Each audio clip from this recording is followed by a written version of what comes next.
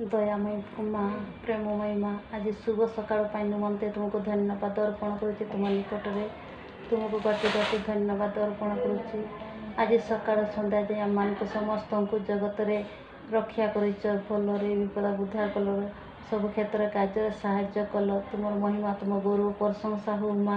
ତୁମ ନିକଟରେ ମୁଁ ସମସ୍ତଙ୍କ ପାଇଁ ନିମନ୍ତେ ଧନ୍ୟବାଦ ଅର୍ପଣ କରିବା ପାଇଁ ଆସିଛି। ଏ ସନ୍ଧ୍ୟା କାଳରେ ଆମ ପରିବାର ପାଇଁ ନିମନ୍ତେ, ମୋ ପାଇଁ ନିମନ୍ତେ ଆଜି ନୂଆ ଦିନ ଦେଇଥିବାରୁ ତୁମକୁ ଧନ୍ୟବାଦ ଦେଉଛି ମା।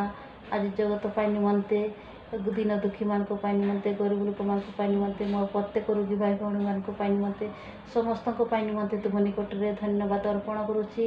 ଏ ସନ୍ଧ୍ୟା କାଳରେ ଧନ୍ୟବାଦ ଅର୍ପଣ କରି ଛୋଟ ଅଳ୍ପ ବିଶ୍ୱାସରେ ତୁମ ନିକଟରେ ପ୍ରାର୍ଥନା କରୁଛି ମା। ଏ ଜଗତରେ ତୁମେ ଶାନ୍ତି, ପ୍ରେମମୟୀ, ଦୟାମୟୀ ମା ଦେବା ପାଇଁ, ଆଉ ସମସ୍ତଙ୍କୁ ତୁମେ ସୃଷ୍ଟି କରିଛ ଜୀବନଯାପନ କରିବା ପାଇଁ, ସମସ୍ତଙ୍କୁ ଭଲ ମନ୍ଦ ଜାଣିବା ପାଇଁ, ସମସ୍ତଙ୍କୁ ତୁମେ ଆଶୀର୍ବାଦ ଅନୁଗ୍ରହ ଦିଅ ମା। ଏ ସନ୍ଧ୍ୟା କାଳରେ ତୁମକୁ ସମସ୍ତେ ଭକ୍ତିରେ ପ୍ରାର୍ଥନା ବିଶ୍ୱାସ କରିପାରିବେ ତୁମ ନିକଟରେ। ଆଉ ମୋର ପ୍ରତ୍ୟେକ ଭାଇ ଭଉଣୀମାନଙ୍କ ପାଇଁ ନିମନ୍ତେ ତୁମକୁ ଧନ୍ୟବାଦ ଦେଇ ଅର୍ପଣ କରି ସନ୍ଧ୍ୟା କାଳରେ ପ୍ରାର୍ଥନା କରୁଛୁ ମା।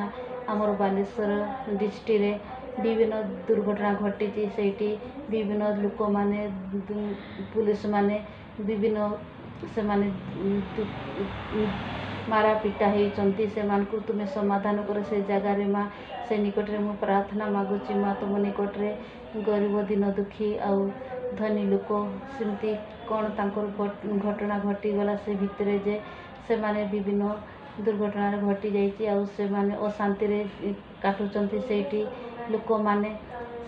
ସେ ଅନୁଷ୍ଠାନ ତୁମେ ଶାନ୍ତି ପ୍ରଦାନ କର ମା। ସେ ଅନୁଷ୍ଠାନ ପାଇଁ ମୋତେ ପ୍ରାର୍ଥନା କରୁଛି। ତୁମେ ତ ସମସ୍ତଙ୍କୁ ସୃଷ୍ଟି କରିଛ ଦୁନିଆରେ ଜୀବନଯାପନ କରିବା ପାଇଁ, ଆଉ ସମସ୍ତଙ୍କୁ ଖୁସିରେ ରଖିବା ପାଇଁ, ଆଉ ସେମାନେ ଭାଇ ଭାଇ ଭିତରେ ଦୁଃଖରେ କଷ୍ଟରେ ବଞ୍ଚିକି ଏତେ ଦିନ ଠାରେ ଆସିଛନ୍ତି, ହେଲେ ସେମାନେ କାହିଁକି ଏମିତି ଅଶାନ୍ତିରେ ଜୀବନ କାଟୁଛନ୍ତି? ସେମାନଙ୍କୁ ମନ ତୁମେ ପରିବର୍ତ୍ତନ କରିଦିଅ ମା। ତାଙ୍କ ପାଇଁ ନିମନ୍ତେ, ସେ ଭାଇମାନଙ୍କ ପାଇଁ ନିମନ୍ତେ, ପରିବାର ପାଇଁ ନିମନ୍ତେ ପ୍ରାର୍ଥନା କରୁଛି ତୁମ ନିକଟରେ।